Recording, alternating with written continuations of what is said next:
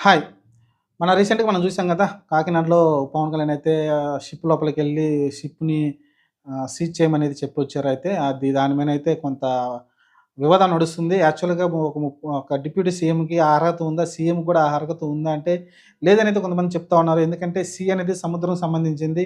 అది ప్రభుత్వం లోపలికి రాదు. జస్ట్ ప్రభుత్వంకి అక్కడ ఏమన్నా మిగతా మాదక ద్రవ్యాలు ఏదైనా వస్తుంటే తప్ప అలాంటివి స్మగ్లింగ్ గూడా ఇలా జరుగుతుంటే తప్ప వాళ్ళకి అక్కడ హక్కులుంటాయి తప్ప స్టేట్ గవర్నమెంట్‌కి మిగతా ఇలాంటి రేషన్ బియ్యం లాంటివి, మిగతా సరుకులు ఏవైనా పప్పు ధాన్యాలు లాంటివి, ఇలాంటి వాటి మీదనైతే స్టేట్ గవర్నమెంట్‌కి ఎలాంటి సంబంధం ఉండదు. అది సెంట్రల్ గవర్నమెంట్‌కి సంబంధించిందనైతే క్లియర్ కట్‌గా అయితే చెప్తున్నారు. మరి డిప్యూటీ సీఎం పవన్ కళ్యాణ్ గారు చెప్పిన తర్వాత కూడా ఆ షిప్ ఆగే పరిస్థితి అయితే కనిపించట్లేదు. ఆ షిప్ అయితే నాది సౌత్ ఆఫ్రికాకే ఎళ్తుంది.